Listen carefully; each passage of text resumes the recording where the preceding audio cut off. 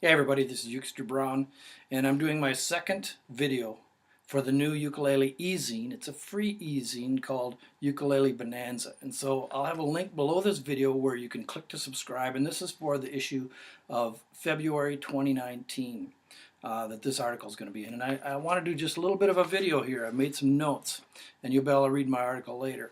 I'm going to just set Sweet Loretta down here for a minute.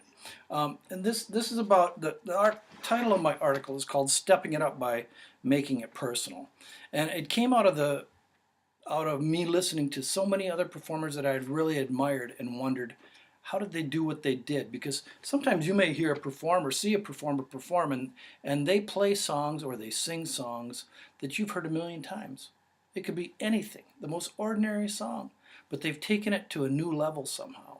And I've noticed some things that all those performers that I admire do, and things that you can apply to your own performance. I've applied them to my performance, and I think it's helped my own performance. And so I'm just gonna give a couple of things here, and you can read the article in that February 2019 issue of Ukulele Bonanza. But number one seems really simple, but you gotta like the song. Can you imagine playing a song or performing a song that you hated? Maybe you had to do that in high school choir or band. Maybe you had to memorize a poem that you just could not wrap your head around about it, and you were supposed to perform it with passion. It's much harder to do that, isn't it? If you don't like it. So pick a song you like. You can tell performers either really like the songs they choose or they do a really good job of acting, which may be part of it. But pick a song you like. The second part is once you pick that song, you have to discover the mood of the song. And the mood of the song could be things you feel in it.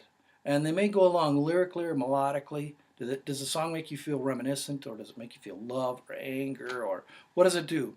And then you want to be able to express what you're feeling in that song. And expressing emotion musically can be easier than you think. You might wonder how to do that. And in my article, I think I give 8 different ways you can express emotion musically. So I'm only going to share 2 here, and they're the last 2. One way is variety. And I'm not just talking about songs or keys. The simplest way you can add variety is your strumming. Do you just incessantly do the old up and down and up and down and up and down, or down, down, up, down, that same strum for every song? If you just add a little variety, add a little different technique to your strumming patterns, it will take it to another level and people will be able to appreciate it more. But also mix up your keys. Perhaps you always play in the key of C. Play a song in the key of F next to that other song so that the listener's ears don't just hear that same chord progression in the same key. Okay, add a little variety. The second part is, and this is probably the hardest one for me, is facial expression.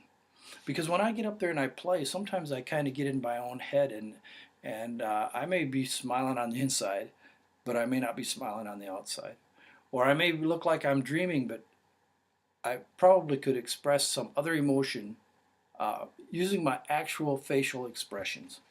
And a smile goes a long way. You've all seen groups who maybe performed a song when they're playing with music stands and they're doing this, looking at the music stands, and their faces all look like this.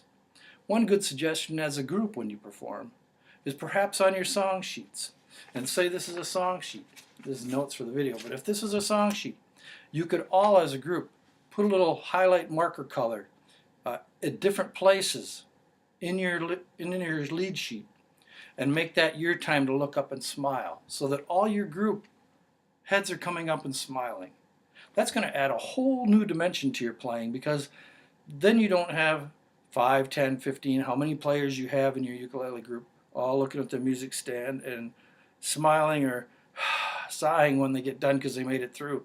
If you take the time to work that head up and smile at the audience in part of your rehearsal sessions, you'll be able to express that and people will be able to appreciate your music much more. So I'm going to try real hard to give more facial expressions, positive facial expressions, expressions that mirror the song, the mood of the song that I want to bring.